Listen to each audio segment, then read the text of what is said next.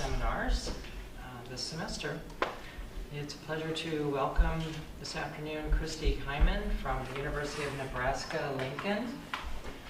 Christy is a doctoral student in the Department of History and is also working on a graduate certificate in digital humanities at UNL. And we're very excited to have Christy here this afternoon to speak to us about her GIS project involving the story of Moses Grandy. Christy has an interesting background that I think feeds into her work in interesting ways. She has a history MA from Virginia State University, a BA from the University of North Carolina in women's and gender studies. She has a lot of experience working for the National Park Service and a really an interesting background that has, I think, influenced her choices in graduate school and decision to come to UNL to do digital humanities work. So without further ado, I'd like to introduce Christy Hyman. Thank you everyone for making time to come and hear what I have to say. I am so excited to be here at the University of Kansas. Every time I come to Lawrence, I have a wonderful time. So it's great to be here, to be with Stinson and Rosenblum, who were so welcoming to me. So I'm very happy to present this work to you. Now, across the threshold of history, Afro-descendant collectives drift in and out of the record, often leaving no tangible signifiers as to how these historical phenomena inform racial and gender systems of power. The methods of historical analysis, largely drawn from studies in the construction and origin of imperialist nation states, place Afro-descendant collectives along the periphery. Today, I offer you Moses Grandy's world in an array of discursive forms. My hope is that after this session, you will leave with a greater awareness of life for enslaved people surviving within the Great Dismal Swamp. So I'm going to begin with a slideshow of images that will help create an ambiance for someone in the 19th century, before the ending of slavery, trying to get free in a very inhospitable natural environment. So let me begin this slideshow.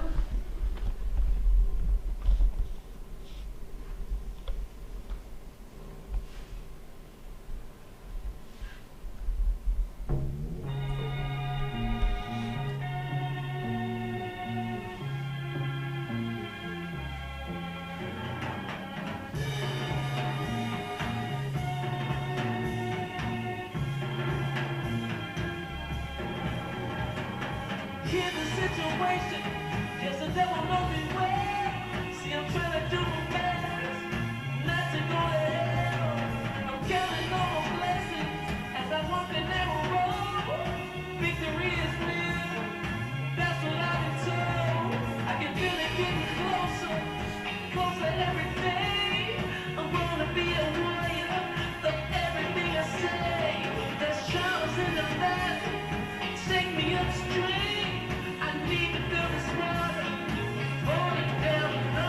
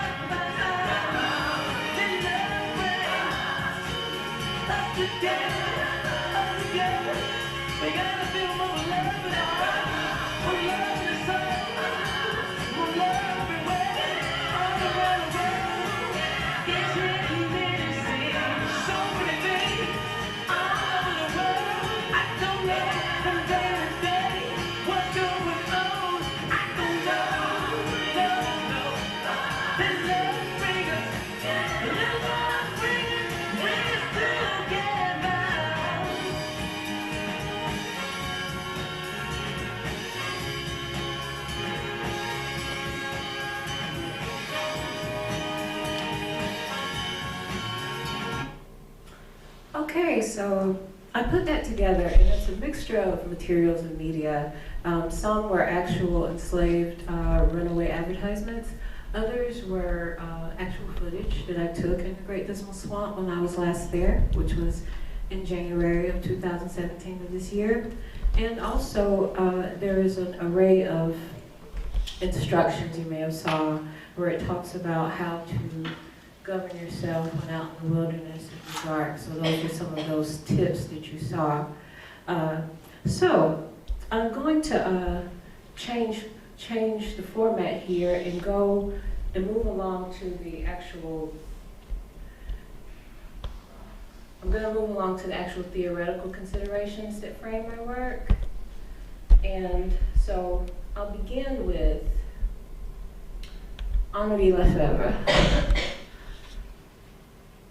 When I read The Production of Space, for which this quote comes from, it really helped me frame the ways that I need to look at instances of enslaved flight, but also the ways that space is appropriated in the human relationship and linkages to environment. So Lefebvre tells us that even if the links between concepts and the physical realities to which they correspond are not always clearly established, we do know that such links exist, and that the concepts or theories they imply, energy, space, time, can be neither conflated nor separated from one another.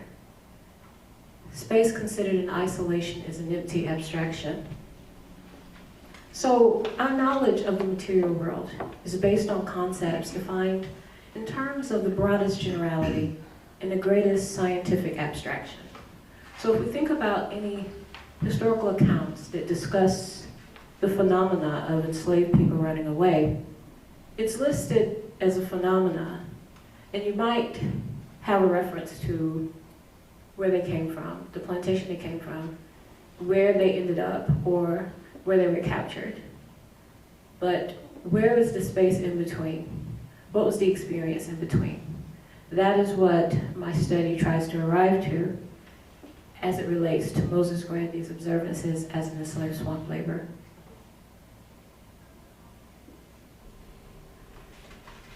Emmanuel Levinas also has a wonderful quote that helps me think about a condition to which my own condition could never speak to, and that is of being enslaved. In weariness, existence is like the reminder of a commitment to exist with all the seriousness and harshness of an unrevocable contract. In enslavement, at stake is no alternative. At the very core of that baleful experience, that is bondage, is the powerlessness. Slaveholders' death or debts, all were possible catalysts in crashing an already tenuous world of an enslaved person. A death, meaning that a slaveholder dies and has several children. His enslaved population is going to be divided amongst the children. And there was not always an instance where within the enslaved population that families are kept together. So a mother may go to the daughter, a child may go to another daughter, the father may go to the son. So often I saw that in enslaved runaway advertisements, they were trying to settle an estate as one of the slaveholders had just died. Obviously, enslaved people took opportunities where slaveholders died as an opportunity to get away. The chaos and the moment before the division of property created an opportunity for them to engage in the flight process.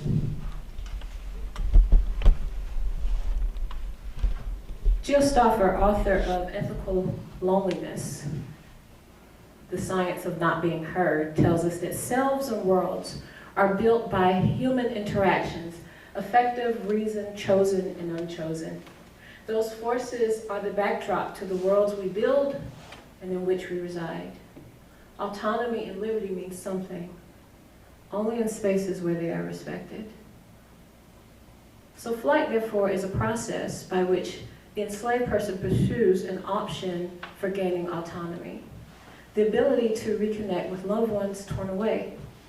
There is flight, there are spaces, there are moments, there are tools. That is the way that I parse out and unpack these enslaved narratives. The instance of flight, the spaces they inhabit in engaging in flight, the moments they experience in the flight process, and the tools. Tools not only actual food sources or places to hide, but also how to get from point A to point B, the navigational literacy.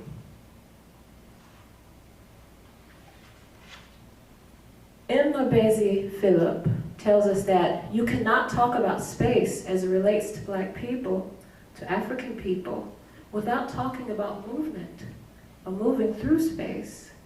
And once you talk about moving through space as it relates to Africans, then you must confront the forces that prohibit or restrict that moving. Out of Black subjectivity comes productive contribution to humanism as such. And as we endeavor to understand the realities of life within a punitive landscape of trauma. For the student of history, for the student of American history who opens up a survey book, they may not get much information on the instance of flight, nor will they get much information on the legal codes that controlled enslaved people's movement through geographies of confinement. So what I'm going to move to next is a reading of Moses Grandy's World. Reconstructing Moses Grandy's world was one of the toughest things that I've ever endeavored, but it's an inquiry that has allowed me to not only see the phenomena that affected Moses Grandy's life, but also it's allowed me to see the system of slavery not only as an actual system, but almost an embodiment of oppression that has detrimental effects on all entities involved. So I'll begin the reading. On a very cold winter's day in 1795 or thereabouts in Camden County, North Carolina, a young enslaved boy was on a search to find a yoke of steers that had wandered into the woods. Because this was his second attempt at searching for them, and he did not want to be whipped again, every sound held the possibility for successful apprehension of the runaway livestock. As the night approached, the enslaved child grew discouraged and felt sure he would be flogged once more if he returned to his owner, Mr. Kemp, without the steers. The cold became unbearable for him, and the thin Osnaburg fabric nightshirt he wore wasn't enough insulation from the chill of the air. Exposure was becoming imminent as the elements of winter's cold air slowly began to overtake him.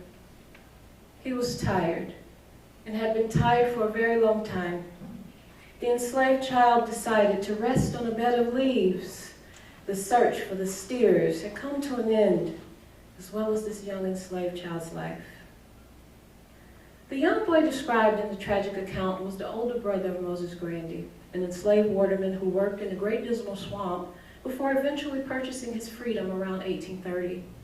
Beginning at the end of the colonial period and continuing through the antebellum era, enslaved swamp laborers performed the agricultural, pastoral, and manual work designed to make use of and extract available resources from the Great Dismal. Clearing the land for agriculture, digging drainage ditches, lumbering, and constructing the Dismal Swamp Canal were all part of the backbreaking work that enslaved people of both genders performed. Very often, the expectations of productivity exceeded their energy stores. Grandy explains, quote, "The labor here is very severe. The ground is often very boggy. The Negroes are up to the middle or much deeper in mud and water, cutting away roots and bailing out mud. If they can keep their heads above water, they work on. They lodge in huts, or as they are called, camps, made of shingles or boards. They lie down in the mud which has adhered to them, making a great fire to dry themselves and keep off the cold. No bedding whatever is allowed them. It is only by work done over his task that any of them get a blanket. They are paid nothing for this overwork. Their masters come once a month to receive the money for their labor. Then perhaps some very good masters will give them $2, some other $1, or a pound of tobacco, and then some nothing at all. End quote. Popular beliefs rooted in 18th century pseudoscience regarding Black people's disease susceptibility in warm climates bolstered medical discourses that perpetuated enslaved people's labor exploitation in inhospitable natural environments. Megan Kate Nelson has written on the medical theories which outline the supposed linkages between African people's native latitudes and their ability to withstand extreme elements. These widely held beliefs regarding Black people's immunities provided a scientific rationale for forcing Black people into arduous labor specific to slavery. Moses Grandy's remembrance of swamp labor informed how dreadful enslaved life was and helped to contribute to the collective suffering that went on in the Great Dismal Swamp. Born in 1786 on a farm owned by slaveholder William Grandy in Camden County, North Carolina, Moses Grandy learned as a child how difficult life was for an enslaved person. On his early life, Grandy informs us, quote, "I was the youngest. I remember well my mother often hid us all in the woods to prevent master selling us. When we wanted water, she sought for it in any hole or puddle formed by falling trees or otherwise. It was often full of tadpoles and insects. She strained it and gave it round to each of us in the hollow of her hand. For food, she gathered berries in the woods, got potatoes and raw corn. After a time, the master would send word to her to come in, promising he would not sell us. But at length, persons came who agreed to give the prices he set on us. His wife, with much to be done, prevailed on him not to sell me, but he sold my brother, who was a little boy. My mother, frantic with grief, resisted their taking her child away. She was beaten and held down." End quote. Here, Grandy discloses his mother's determination to keep her children with her against the profit-driven designs of slaveholder William Grandy, who, as this quote shows, could not be safely relied upon for keeping his word. This reminiscence also exemplifies how enslaved people, particularly enslaved women, found ways to adapt to the swamp's ruggedness by nourishing themselves with nature's bounty found within. Grandy's narrative highlights a lived experience that is rife with innumerable trauma, including witnessing torture, being cheated out of his purchased freedom twice, repeated physical abuse, disease, loss of family members, and more. Grandy at one point almost committed suicide, but he decided against it. So the environs within the Great Dismal Swamp carry the invisible markers of enslaved swamp laborers' suffering, their traumascapes. The Great Dismal Swamp was the site of enslaved people's shared suffering. This trauma undoubtedly created powerful bonds between those determined to survive the ravages of the traumascape and the slavery regime itself. It was through these connections and resonances that enslaved people could recognize how the power and the knowledge of the Great Dismal Swamp landscape could be appropriated for their own uses. As a geographic area of historical confinement for enslaved people, the swamp holds significant meaning as a site of contestation between enslavement and freedom-making. Writer Maria Tamarkin defines traumascapes as a distinctive category of places transformed physically and psychically by suffering, where the scar tissue remains embedded in the landscape. The death of Moses Grandy's brother is an example of how traumascape functions. In this case, the site where his brother's energy stores were depleted in its entirety until the elements of winter's cold put an end to his suffering. Grandy indicates in the narrative that his brother's body was found days later, eyes plucked out by vultures. His brother's suffering was a trauma not able to be marked in time.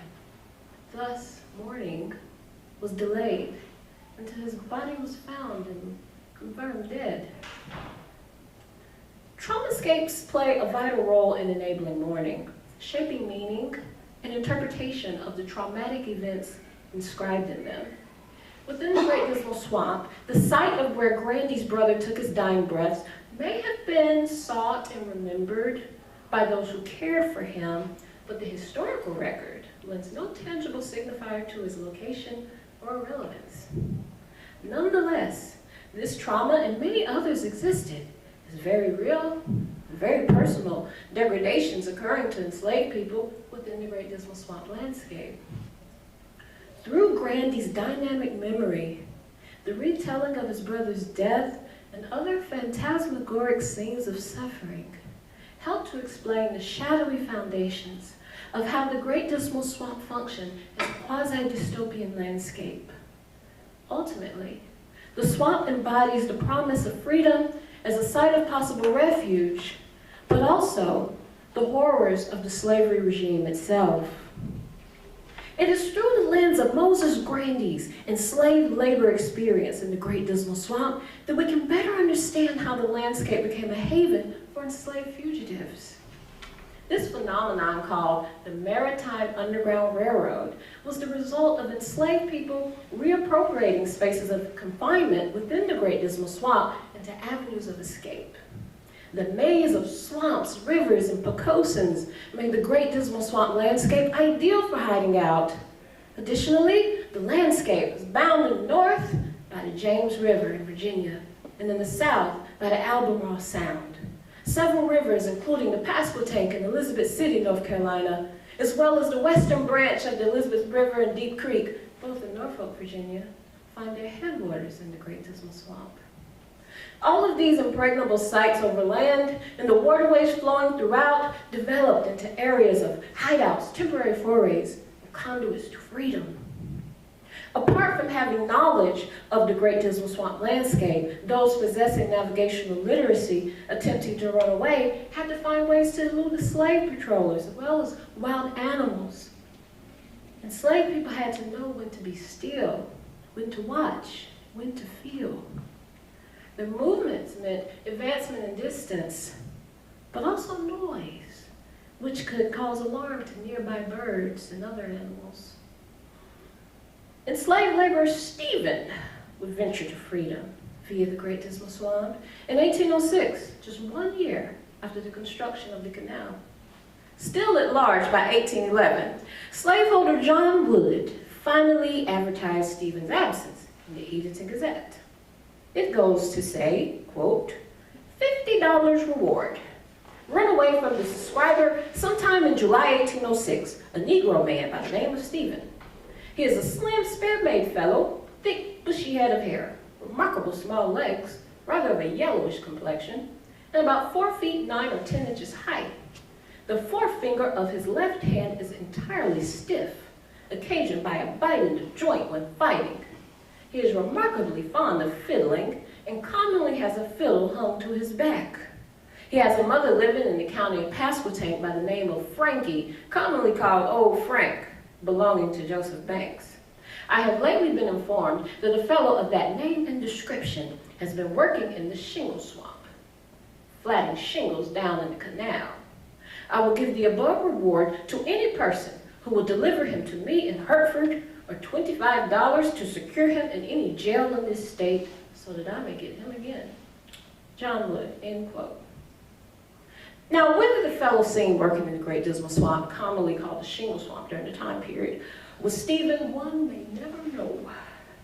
What can be derived from Mr. Wood's advertisement is that the enslaved person known to him as Stephen had been gone since 1806, and that Stephen's mother, living in Pasquotank County, where headwaters leading into the swamp are located, was located.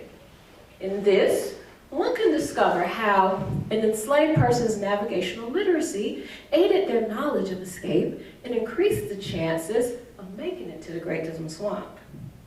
The bonds of family living within close proximity of the swamp was extremely beneficial for enslaved runaways in instances where getting food or assistance with possible injuries were destined to occur. In any case, Stephen would also have to be stealthy enough to outrun slave hunters whose primary job it was to track down enslaved runaways with teams of specially trained dogs. There were also women documented to have run away, though the instances of their attempts at flight are fewer due to circumstances stemming from rearing family members and limited mobility options granted by slaveholders.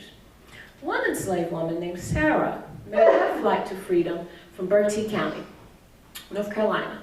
Bertie doesn't physically border the Great Dismal Swamp. It is across the river from the Chowan River, but if you can get across that river and get to Chowan County, you have a landlocked way of getting to the Great Dismal Swamp, but you first have to cross the river, unless you go north overland, but that would be very high cost, but I'll go on. So she made her escape on January 1st, 1813. It had been gone 3 months before slaveholder Edward Outlaw posted the runaway slave advertisement. Outlaw indicated that her relations living in Pasquotank County, where the headquarters are, may have been harboring her. Sarah's family and former owner resided there. Thus, Sarah's navigational literacy was expanded through her body being purchased and transported between the two locales. Here again, another enslaved person was able to flee to the Great Dismal Swamp. As the prevalence of enslaved runaways in the Great Dismal Swamp persisted in the 1800s, North Carolina lawmakers passed a bill in 1822 designed to curtail the incidence of enslaved flight. This law was enacted to encourage the apprehension of runaway slaves in the Great Dismal Swamp. Enslaved people caught would be brought to the nearest jail and held there until claimed by a slaveholder. If an enslaved person was not claimed within a year, they would be sold at auction. This act was repealed in 1847 and rewritten, proclaiming, quote, "Whereas many slaves belonging to persons residing or having plantations in the neighborhood of the Great Dismal Swamp have left the service of their masters and taken refuge in the said swamp, and by the aid of free persons of color and of white men have been or are enabled to elude all attempts to secure their persons, it is enacted that if any slave shall be found employed or working in said swamp without a copy of work papers, such slave may be arrested and sentenced to receive 39 lashes on his or her bare back." In the concluding section of the act, it was mandated that copies of the law should be placed on the courthouse doors of Gates, Chowan, Currituck, Camden, Pasquotank, and Perquimans counties, all counties which border the Great Dismal Swamp. It seemed that within a span of 25 years, because the first law came out in 1822, it didn't have as many, it didn't indicate the 39 lashes in 1822. Within a span of 25 years, North Carolina lawmakers felt it necessary to increase the penalties for enslaved people absconding to the Great Dismal Swamp. For anyone with a limited awareness of the Great Dismal Swamp landscape, its name alone suggests a very eerie place. Early observers of the landscape described an immense morass of black, deep mire covered with stupendous forest. Within its domain were beasts of prey, endless labor, perpetual terror, and night times filled with the deafening, soul-chilling yell of unnamed hungry animals. Enslaved waterman Moses Grandy recalls an encounter with an unknown creature. He quotes, "One night I was awoke by some large animal smelling my face and snuffing strongly. I felt its cold muzzle. I suddenly thrust out my arms and shouted with all my might. It was frightened and made off. I do not know whether it was a bear or a panther, but it seemed as tall as a large calf. I slept, of course, no more that night.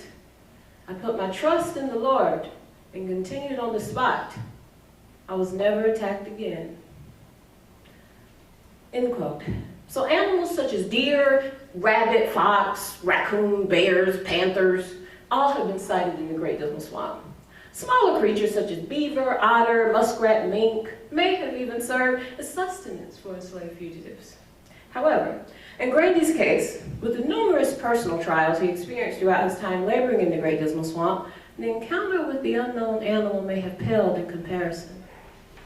So that was kind of an overview of the many things that, that Moses Grandy endured during his life in enslavement. So my process in trying to give a digital representation of these experiences involved a number of methods. First, of course, I had to read the enslaved narratives. I read Moses Grandy's enslaved narrative. I read Harriet Jacobs, which I had read before, but I had to reread it. But with Moses, Moses was not able to read because in slavery, enslaved people are not supposed to be taught to read. That is considered, that is laws against that. So once he was free, his story was recorded by an anti-slavery person. So some of the things that he describes have been taken down, and some things were lost in translation, for lack of a better phrase. I'll give an example of this in a minute. So I had to read the enslaved narratives. I created an Excel spreadsheet of runaway slave ads for Chowan, Perquimans, Camden, Pasquotank, and Bertie, Gates, and Currituck counties. So all the counties that were indicated in the law.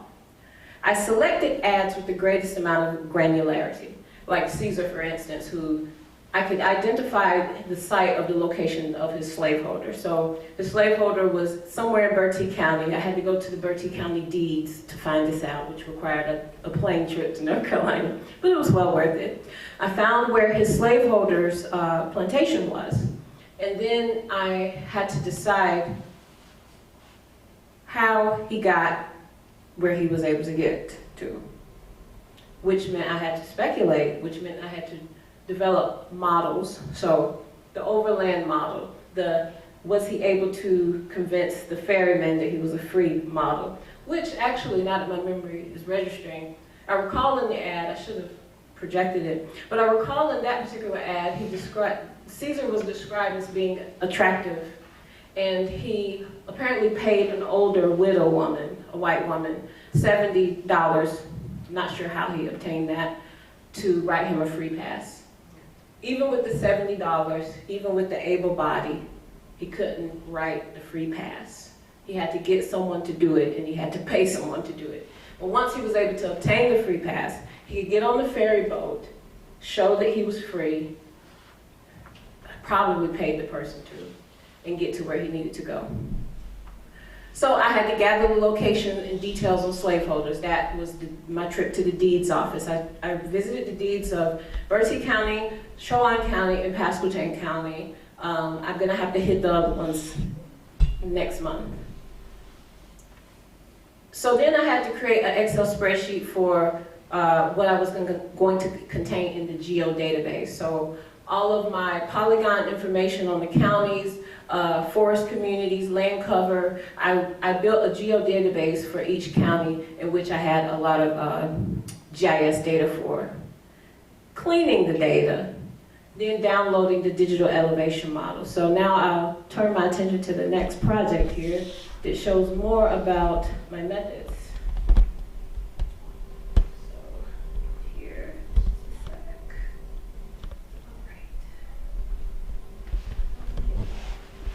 All right. Okay, so again, I had to read Grandy's narrative probably 7 times, ruminate on it for about 3 weeks, because I first had to understand what was going on. He bought his freedom 3 times. He was basically swindled by 2 of his slaveholders. So after that, I wrote up some text so I could put it on my story map, which is a digital narrative I have that gives a kind of overview of incidences of flight in Moses Grandy's life in the Great Dismal Swamp. Listed coordinates for Moses Grandy in Excel. So all of the place names that he listed in his narrative, I found the coordinates and I listed them in the Excel spreadsheet. Because what I was trying to do is I was trying to see how the incidents of flight within each counties that bordered the swamp, see if some of those places correlated with places that Moses Grandy had been. So I'll turn my attention to my project here, cost service workflow. So I'm using GIS as a phenomenological bridge to the past that seems an abstraction that people for many years are ready to accept. So the inquiry, ArcGIS or any other spatial platform that one has the ability to hack. Geospatial technologies allow researchers to investigate through speculative modeling the challenges involved in enslaved flight through the functionality of a cost surface. The costs associated with running away, like distance, navigational literacy, and accesses to resource and shelter and food, are weighed in this geospatial inquiry. So here one sees, let's see. So with tools, a digital elevation model is a geospatial technique based on measuring the effort it takes to cross a landscape area. So I was able to download DEM data from the national map. The national map through USGS offers those data to be downloaded by people. Hopefully we will continue having that as a resource. The things that I weighed: cumulative distance, duration or travel time, energetic expenditures or calories, and experiential cultural factors such as visibility between sites, social distance, and spheres of influence. When I say spheres of influence, I mean, this might not be the best description, but essentially places where enslavers lived. So if it's a plantation along a road, I consider that to be a site that an enslaved person would not want to be seen there, because essentially slaveholders, first of all, recognized many enslaved people. Second of all, many slaveholders served on the patrol boards. Each county in North Carolina, in North Carolina, in each county, from the slaveholders, they had to complete a post as a slave patroller, so basically a slave catcher. So essentially, many slaveholders could recognize the faces of a lot of enslaved people just by virtue of commerce activity. So the data, I was talking about costs, ports of entries, towns, roads, low-cost sites, swamps and forested areas, places where enslaved people could hide, conduits to freedom, waterways, which are accessible to northward journey. So again, I'm using Harriet Jacobs and Moses Grandy because there's a continuous description of what is happening to them.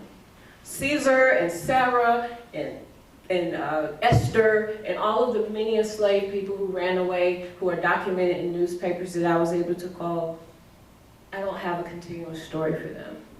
So in analyzing the phenomenon that occurred to Moses and Harriet, I'm able to have some type of understanding or concept of how that landscape was and how the times were and the interactions between enslaved people and slaveholders. In Moses' case, Moses is an interesting study because he did things that he wasn't supposed to do, like he helped hide his sister. And he doesn't come out and say, I hid my sister this time. It just during the narrative, he kind of throws in, and I remember when my sister was sold to the slave trader 150 miles from here, and she made her way back, and I hid her. We helped to hide her, and how we helped to hide her, they put pieces of wood on the bottom of their shoes, some kind of way attached it so that they would not leave tracks. It was a way for them to reduce the tracks that they left as they brought food to and fro from her. Her husband, who lived in the Great Dismal Swamp as well, he was a swamp laborer, would go to her several times. She ended up pregnant, and that is when they found her because she was trying to nurse her baby, and she ended up getting sold to a slaveholder in Virginia. But so Moses has a high visibility in the swamp. He's very good at carrying shingles to and fro from Norfolk down to Edenton. He's trusted, for lack of a better phrase. He's seen as a dependable enslaved person. He's seen as a good slave. But little do the slaveholders know, Moses is doing everything he can to, I call it the pragmatic route to freedom, where he's trying to sell additional shares of shingles to create some type of money for himself so that he can purchase his freedom. The first time he purchased his freedom, it was $600. The second time he purchased his freedom, it was $600. The last time, it was $600. So he paid $600 each time for his freedom. So here's one of the digital elevation models that I was able to create in ArcGIS. As you can see, the purple shaded part is actually all of the highways in North Carolina, and that's current. So obviously, I'm gonna have to go through that data and take out all of the roads that did not exist during the time period. I have an actual book on the history of road building for Chowan County and Bertie County, and there are other books that exist. So going through that data and then peeling it away, I'm gonna be able to assign that these particular roads were high cost. So for an enslaved person to get from Edenton to Perquimans, they would have to avoid this road. So this is where I was able to add Moses Grandy's locations. Deep Creek, Major Faringe Hostel, Newbegin Creek, and the Port of Edenton. He mentions these places several times in this narrative for various reasons, usually because he's transporting materials between places for slaveholders. But just look at that scale. He knows this whole region. Moses knows this whole region. If someone wanted to get away, Moses knew where to go. So this is an example of how hard it is to try to find a place that no longer exists. The right hand shows a screenshot of Moses Grandy's narrative, which is electronically available through DocSouth at UNC Chapel Hill. So I circled Major Ference. Next morning, we set off and found Master at Major Ference's at the Cross Canal, where I knew he was to be that day to sell his share of the canal. When I saw him, he told me to go forward home, for he would not sell me. I felt sick and sadly disappointed. Captain Minner stepped up to him and showed him the paper he'd given me. So Captain Minner, which is the way that Grandy relays the name to the person writing his narrative, Captain Minner is considered what we would call an ally today. Captain Minner did not own any enslaved people. Grandy met him along his travels, and Minner obviously wanted to help Grandy. So apparently Sawyer, who was the slaveholder that he's referring to, Sawyer told Moses that he would sell him for $600. When they went to the hostel, he changed his mind. He said, oh no, my wife told me not to sell you, just going back home. Moses, as you can see, he said, I felt sick and sadly disappointed. So he was about to just leave. Because why? That's how Moses operates. He's very pragmatic. That's the only word I can come up with. He's not what you would consider someone like Nat Turner. That's not to say that he's not relevant. It's just to say the ways that he conceived getting free are not considered what we call insurgent.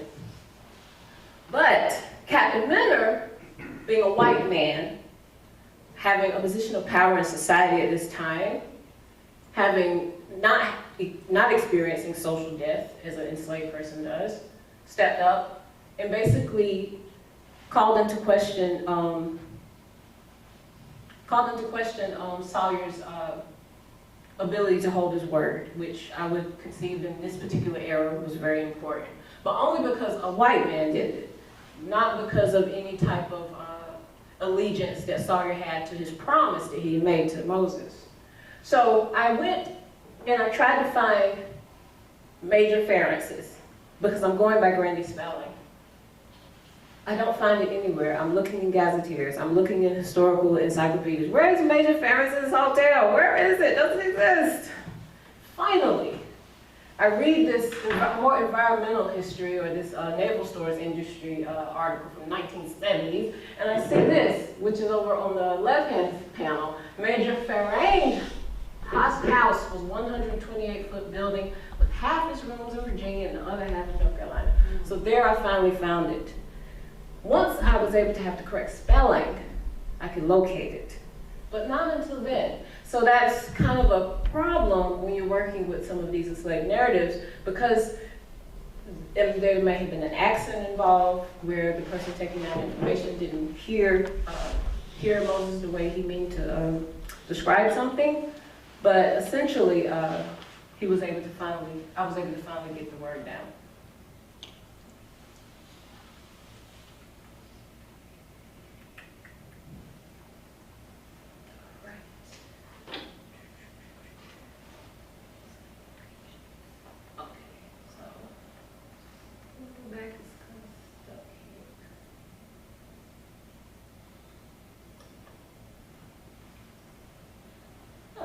Oh, well, I'll just go with it. And so we're going to get to Harriet Jacobs' location. I was able to map her locations in Cardo, and essentially her mobility was severely limited because she was female. She knew every place that she could go to was within probably a 10-mile radius. So when she actually was able to escape, she had to get help from a male enslaved person who had a more significant, navigational literacy. So I'm gonna see if I can get this going again. All right. See how I see it. Okay. There's Harriet. So as you can see, you see how small this is? When we just looked at Moses, it was all over. Some was in Virginia, some was in North Carolina. And now we get to Harriet, and we're just in the town of Edens in North Carolina. Those were all of the places that she had been instructed to go as an enslaved house servant. Harriet, anyone who's read her narrative knows that Harriet was considered in enslavement, there is a distinction between field enslaved people and house enslaved people. And Harriet Jacobs presented as her presentation was very light-skinned, her hair was very curly, and her slaveholder, who also happened to be a very horrible character, he selected her to be in the house because her appearance was one that enslavers like to present to the public. They're serving their guests and things, so they get these, what they consider to be aesthetically pleasing enslaved house servants. We know from the story that he also tried many, many times to exert himself on her, but she never let him exert himself on her. But all of these are the different places that she was allowed to go while enslaved, as part of what she was doing, in taking care of what was needed for the plantation, or what was needed for Dr. Flint. So of those places, we have her grandmother's house, we have St. Paul's Episcopal Church, we have Snaky Swamp. And Snaky Swamp is actually not on the map either. I had to look at some textual materials and finally found one, which was actually a genealogical source, that indicated that Cabarrus Swamp in Edenton was also known as Snaky Swamp. Yes, Cabarrus. And she was there and she was bit by a snake when she was in Cabarrus Swamp. And that just gives us an example of why they call it Snaky Swamp, number one, and also the challenges to trying to run away. When I was, in the past, I worked as an historic interpreter, that's what they call them, for the North Carolina Department of Cultural Resources. And I had to dress up as an enslaved person and show people around the plantation. And a lot of times, people could not understand why people didn't just run away. They often would say to me, well, Christy, why didn't they just run away if it was so bad? That's usually what was said. And of course, we began in an enslaved community. So we began in an enslaved shack. And you show them the little plank bed, and you show them the mortar and pestle, and then I tell them the allocation of pork and the allocation of a peck of corn. And all of a sudden, slave life seemed to be a very good thing to some visitors. It was interesting how such a life was okay for an enslaved person, but probably not for a free white person. But again, that goes into what society knows and what they don't know about the history of enslavement. So by the time we get from the enslaved cabin and go to the overseer's house, and we talk about the role of the overseer, and then we get to the plantation manor house that is so beautiful and stately and has all these wonderful antique furnishings. Yes, the visitor has forgotten about the enslaved cabin. It's completely erased because this was what they came here for. Many visitors we had to convince the only way they could get the tour was if we began the tour where it's supposed to begin, and that's in the enslaved community. The subtext behind that is none of this would be here without the agricultural, manual, pastoral labor of enslaved people. But I never forgot about that. I never forgot about those experiences working in the plantation. I never forgot about the questions that I would get. And I never forgot about people not wanting to take the tour because they didn't want to go to the enslaved community. So when I began this inquiry, what I wanted to show people was that running away is not as easy as you think. And if you're a female, it's even more difficult, almost not even a possibility. For a male, still a very difficult thing. And what my work does is it tries to extrapolate meaning from data. And in this case, I'm using geospatial processes to explore the high costs of enslaved movement across geographies of confinement. And you know, when you think spatially within the context of geographies of confinement, the field, the swamp, the plantation, all of them are landscapes of trauma. How easy was it to leave? What were the natural sites of refuge or reconnaissance? What were the natural and the legal obstructions to freedom? So, assessing the steepness of terrain, rate of change over slope of terrain, visualization of terrain relief, landscape visibility, all of these tools available through ArcGIS and some QGIS, the open source option. You represent and analyze the topographic surface of the earth as it is today, but you still have the ability to speculate on how it would be to try to cross these geographies of confinement as an enslaved person. When I talked about the account of Moses Grandy's brother, that's the first historical account he talks about in his narrative. His narrative doesn't move in a way that is like a transition. It's just like you're just inundated with traumatic events over and over and over. And it's not, he doesn't take any type of literary devices to make it any easier for people. He's just telling you the things that happen. And when I read that, I felt very, very affected by it.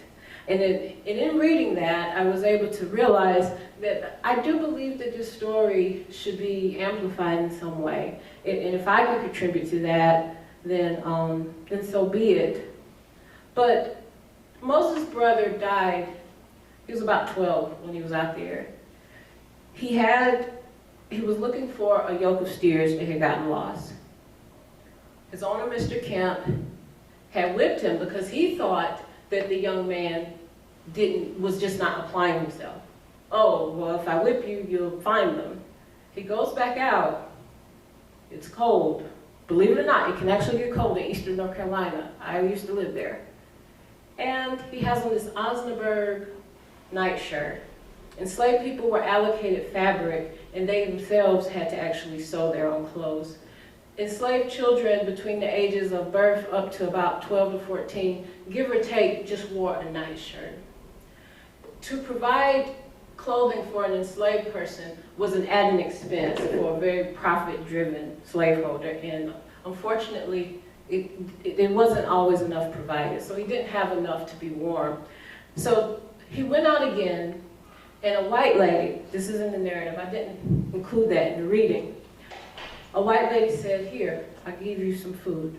Maybe if you get some food, give you some energy, you can find these cows."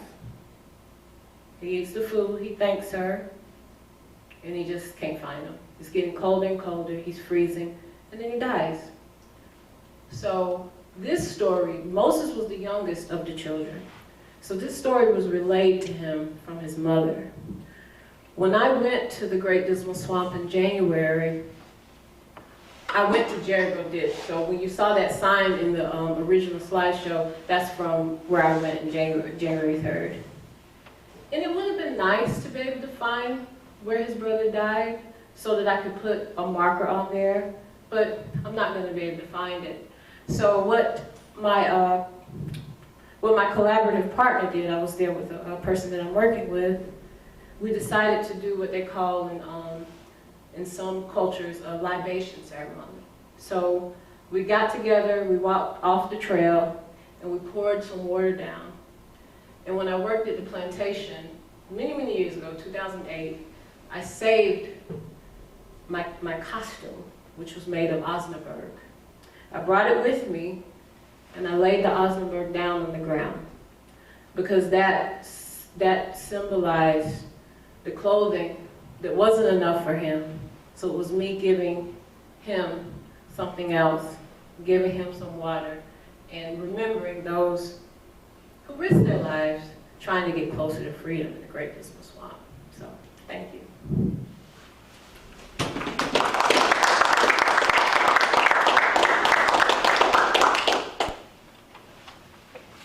Okay, we have plenty of time for questions.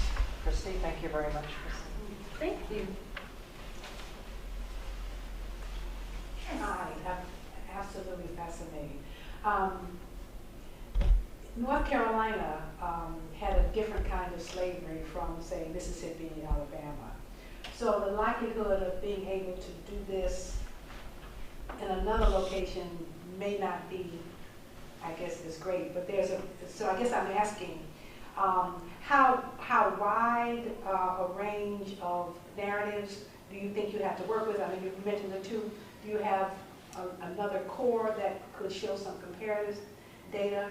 So I'm more familiar with the Deep South, not with North Carolina, so I was wondering what the range looks like. Absolutely, absolutely, and that's a wonderful distinction you made. Deep South enslavement and Upper South enslavement, it's two different animals there.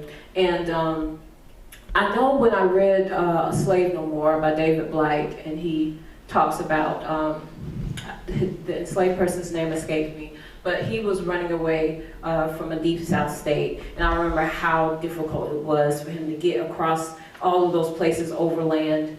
And I worked with a scholar at Duke, Alicia Hines, who works with women on the Mississippi and how they utilize those steamboats as methods of reappropriating spaces of confinement. But then the border, in the Upper South states, what I've been looking at is Harriet Jacobs, Moses Grandy, but also another one called The Life of Lunsford Lane and Thomas H. Jones. These particular enslaved folks were a little lower, so near Wilmington, New Bern area, southeastern parts of North Carolina. But the common denominator absolutely is going to be access to waterways, because overland travel is extremely challenging, the high cost with the roads. Enslaved people, like with my cost analysis, enslaved people trying to get overland have very high visibility. And in North Carolina alone, there was a law written that enslaved people were not allowed to take anything but the road when they were in service of their masters transporting things. So yes, I definitely need to reread Blight's book and others in the Deep South, because I think that would make an interesting comparison on challenges and any type of possibilities for getting free. Yes. Thank you so much for your talk. I have two questions that are, maybe not very related, but I think they're both kind of interesting things. One is, I'm not sure, maybe I just didn't pick up on this in your talk, but like, what is the relationship between the Great Dismal Swamp and kind of the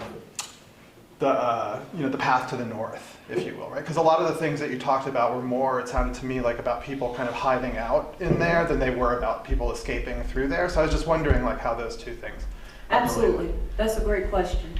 As far as the Great Dismal Swamp is concerned, so if you can get to the Pasquotank River, you can get up the canal. If you can get up the canal, you'll get to the Elizabeth River, which is in Virginia, and then you can get to the Chesapeake Bay. If you can get to Norfolk, essentially, which was like this major trading hub, you could get to a ship that'll take you to Philadelphia, where the anti-slavery folks were. So it's more of a, and that's why navigational literacy means so much. And that's why you have people like Henry Box Brown just jumping in a box and getting on a vessel and miraculously making it. But yeah, definitely it's these, the confluence of certain riverways got you to certain places where you could get free.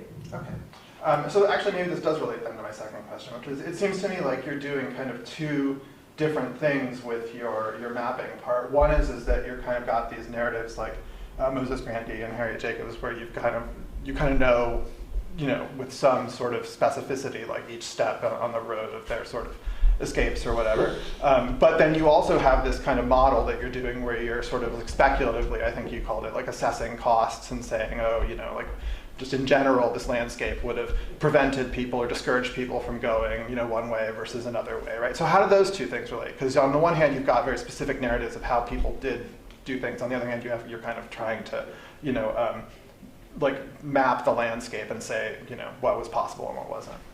Yeah, what I'm trying to do with taking those kind of disparate, unrelated cases of flight through the enslaved advertisement, and I use those, I take those with the highest granularity from certain counties, and I plot them on a map.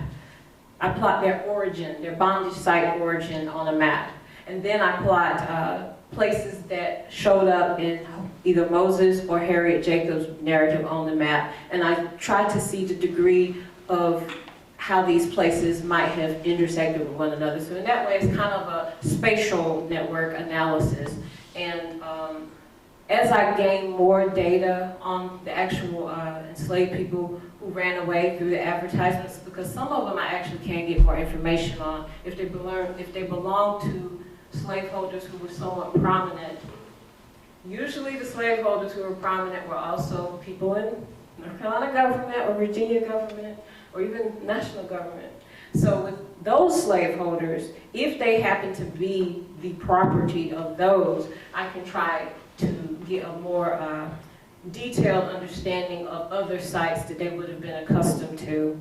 But really it's more of a way to ascertain the spectrum of places that could have potentially served as sites of freedom, and the potentiality of, it's a stretch, but if Moses or someone near Moses in close proximity to Moses could have been beneficial to helping these people get where they needed to go. It's weird, in Harriet Jacobs' narrative, she talks about hiring out day, which was like January 1st or 2nd of each year. And she makes this statement where she goes, every slave within 40-mile radius knows and hopes that they will get hired by someone who is not, not sadistic, essentially. And it speaks to how close that community was, even though they were spread out. Because enslaved swamp laborers were hired out on that early part of the year, usually because it's gotten so cold, there are no crops to tend to. So the way that enslavers make profit on their slaves continually is by hiring them out to extractive industries to work on whatever extractive industry is in close proximity. So you rent your enslaved person out to the Dismal Swamp Canal Company, and you're able to make money off their body, you know, when the crops don't need tending. So you have these enslaved people, especially males, going from Chowan County to Currituck or to Camden County. They're meeting more enslaved people. They're carrying back messages. And in that way, I'm trying to analyze or allow us to see the resonances that existed in that particular enslaved community. Thank you. Christy, I had a question about gender. It seems like you have an added complexity for a GIS project. A lot of GIS projects don't have a gender factor. You know, you brought up several times the added problems that women would have in seeking freedom versus men. How do you address that in GIS? Is it possible? It's one of those things that I'm still grappling with, Phil, because it's like you said, because there's a portion that I want to add to my digital narrative, my story map, that centers Harriet a great deal. But like you said, the whole way of making a spatial distinction between the experiences of enslaved women and enslaved men, you know, I wonder if going the route of David Bodenhammer, just going straight deep mapping and adding text on top of points to explain, you know, with Harriet's limited navigational literacy, she was able to go to Hornbluth's Tavern because she had to carry supplies to Hornbluth's Tavern, and you know, just adding text that create a context for why the spatial dimensions for enslaved women were significantly limited as opposed to enslaved men. But yeah, that's a good question. I'm still grappling with how to present that as a spatial rendering. I find that in working with maps, it's best not to turn something over just like that. It helps to be able to first analyze the data, plot the data, see what makes sense, see what makes no sense, see what is intuitive, see what doesn't look like anything but a mess of pixels, and then think about it. Just think about it, read more, and then finally be able to come back to it and present something that's sometimes a giant spatial mashup, but something that's a little bit more informed than the process before.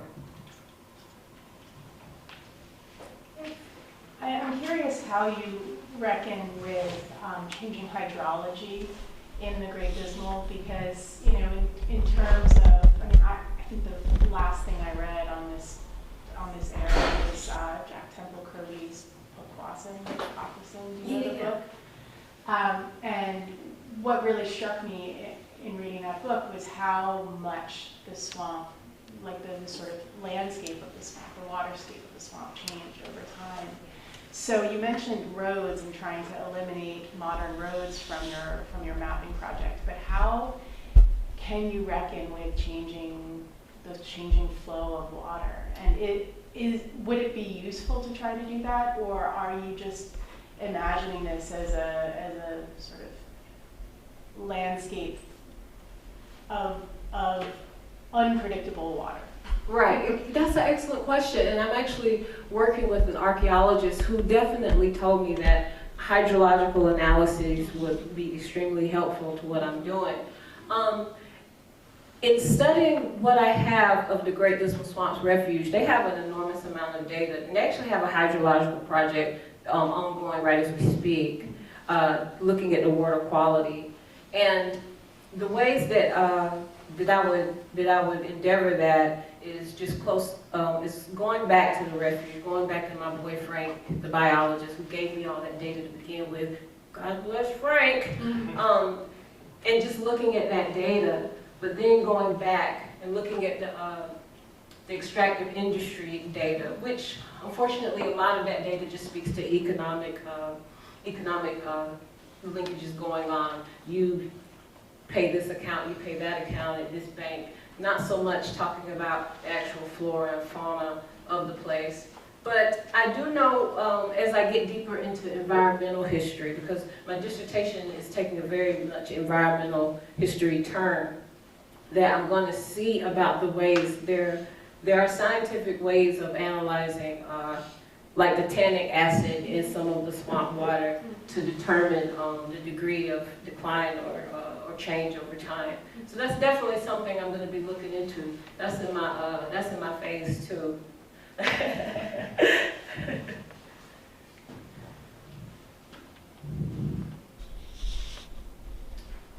All right. Thank you, Christy. Thank you.